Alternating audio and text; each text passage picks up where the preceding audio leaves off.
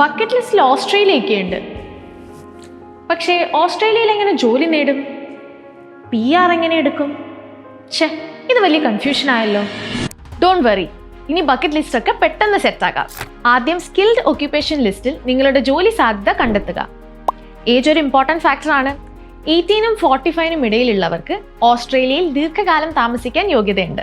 പക്ഷേ എലിജിബിലിറ്റി കണ്ടെത്തുന്നത് പോയിന്റ് സിസ്റ്റത്തിലൂടെയാണ്. അതുകൊണ്ട് എലിജിബിലിറ്റി എങ്ങനെയാണ് ഡിറ്റർമൈൻ ചെയ്യുന്നത് എന്നറിഞ്ഞിരിക്കേണ്ട കാര്യമാണ്.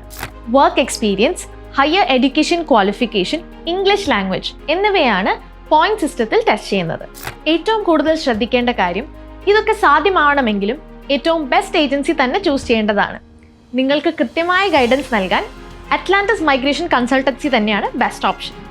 വിസ പ്രോസസ്സിംഗിൽ വർഷങ്ങളുടെ എക്സ്പീരിയൻസ് ഉള്ളവരാണ് ഇവിടുത്തെ ഓരോ സ്റ്റാഫും. അതുകൊണ്ട് ഓരോ സ്റ്റേജിലും കൃത്യമായ ഗൈഡൻസ് നിങ്ങൾക്ക് ലഭിക്കും. സോ ഇന്ന് തന്നെ കോൺടാക്ട് ചെയ്താൽ ബക്കറ്റ് ലിസ്റ്റിൽ പെട്ടെന്ന് തന്നെ ഒരു ടിക്ക് ഇടാം.